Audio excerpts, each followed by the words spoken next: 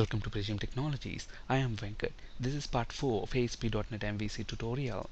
In this video, we'll discuss more about controllers in an MVC application. Please watch part 3 before proceeding with this video because we'll be continuing with the example that we started in part 3. Now, if you notice this URL right here, this URL invokes the index action method within the home controller class. So how are these URLs mapped to the correct controller action methods? How does the application know to do that? The answer is ASP.NET Routing. Let's practically understand this. Let's flip to Visual Studio. Now let me actually run this project. We started this in part 3 of this video series, and notice the URL. At the moment, it doesn't even have the name of the controller and the action method. All we have is the server, which is localhost, and then the name of the virtual directory, which is MVC demo. I don't have the controller name and the action method name. But still, the application successfully invoked the index function within the home controller class. So how does the application know to do that? If you look at global.asax, notice that we have this event handler method here, application underscore start. This event gets executed when the application first starts. Okay, so we discussed about events within global.asax in our ASP.NET video tutorial. So if you're new to them, please watch that video. Okay, so within this event we have a call to register routes method that's present in route config class. And if you look at this folder here, app underscore start, it has got this class route config. If I actually right click on that register routes and then go to definition, look at that, it comes to route config class, which is defined within our this file routeconfig.cs, which is present in app underscore start folder. And within this class we have this register routes method. Pay attention to this line right here. So here, look at the name, it says default, meaning this is the default route. And look at the URL pattern right here. Okay, so we have a controller /action /id.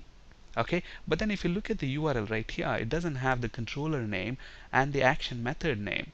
So how is it invoking the index function of the home controller class?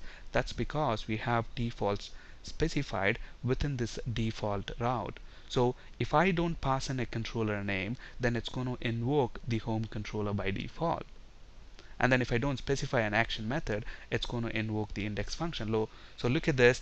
Here at the moment we didn't specify the controller name and the action method name, so by default it's going to use the home controller and the index action method. So look at this, I am now passing just the controller name, and then when I press enter, look at that, it's going to pick up the default index function within that home controller class. So now if I pass index, then it clearly knows what function to execute. Okay, now look at this, if I don't pass anything, and then when I press enter, obviously it works because we have default specified here. Now what is going to happen if I rename this index function to index1, and then if I run this application, what do you think will happen? Obviously we'll get a 404, because if you don't define a controller name, it's going to assume home controller. So obviously we have home controller, and then within that home controller it's going to look for index function, but my home controller doesn't have an index function, so obviously I get an HTTP 404 status code, meaning the resource cannot be found. Okay, now let's change it back to index. Now obviously the default route right here is the controller, action method, and the ID. At the moment if you look at this URL, let's actually pass the home and index as well. Okay, let's rerun that. After we changed the name here, we didn't compile it, so let's run that, and then let's specify our controller as home and the index action method. Now look at this, I am not passing an ID parameter, but still my application works, because if you look at the route config class here, ID parameter is optional. You may or may not pass it. Now let's say I am passing an ID value of maybe 10, for example, and then press enter. I passed in the URL this value of 10 for ID parameter. Okay, but then let's say I want to retrieve that within this function and do something with that. Okay, is it possible? Absolutely. And how do we do that? It's very simple to harvest those values. All you need to do is, maybe I'm going to say string ID. Okay, and then let's say I want to display a message here. ID is equal to whatever is the ID that we are going to pass in.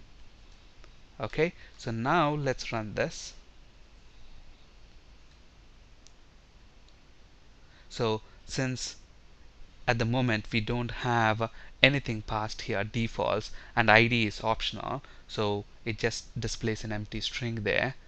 And then obviously it is executing the home controller's index method there. So home index, and I'm going to specify a value of 10, and then when I press enter, look at that, ID is equal to 10. So that value is automatically passed into this controller action method, and then you can do whatever you want with that value. And here basically we are returning back. Okay, alright, so if it's one value, that's fine. Let's say for example I want to pass something in the URL like this, a query string. Maybe I want to pass, maybe name is equal to Prajim, and then obviously I want to be in a position to retrieve that value, okay, from the URL. And how do we do that?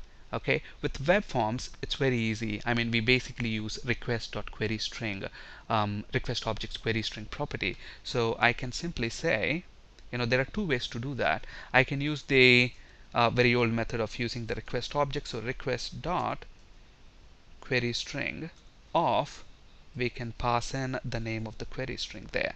So I get the you know the value that's passed in the URL here for name, which is Prajim. Okay, let's actually format the string right here. So ID is equal to ID plus name is equal to whatever we are retrieving from the URL. So let's run this now,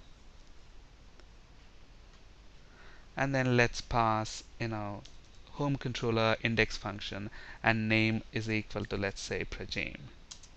Look at that, ID is equal to 10, name is equal to Prajim. So I'm able to retrieve that values. Okay, so one way is to actually use the request objects, but in MVC another way that you have is you can simply use it as a parameter within this function. So string name. Notice that this parameter name matches with the name of the query string parameter here. Okay, so now simply I can say, instead of using this request objects query string, name. Alright, so now let's go ahead and run that and see what's going to happen. Okay, so let's invoke the home controllers index action method, and then we are passing 10 for ID, name is equal to Prajim. Look at that, ID is equal to 10, name is equal to Prajim. We get it as expected. So ASP.NET MVC will automatically pass any query string of form post parameters named name to index action method when this URL that you see here is invoked. Okay, so that's how we are printing those values. Or you can use request.queryString, request objects query string property as shown here. Okay, and if you look at this register routes function within this route config class, there's one more class here. Okay, so it says routes.ignore route, and then it says anything, any name here, which is, it could be anything, .axt. So if there is a file request for which has an extension of .axt, then ignore that. That's what it's saying. What does it actually mean? Let's understand that. Basically, for example, if we enable tracing for this application, okay, again we discussed about tracing in ASP.NET, so ASP.NET concepts are still applicable for MVC. Okay, so please watch videos on ASP.NET tracing from ASP.NET video tutorial if you are new to that concept. So I'm going to enable tracing within web.config file.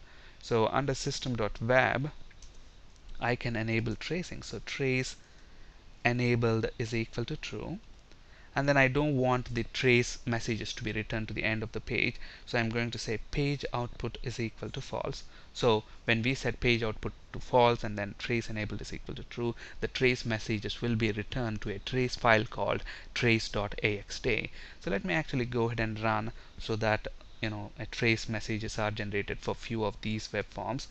So let's invoke the home controller index function.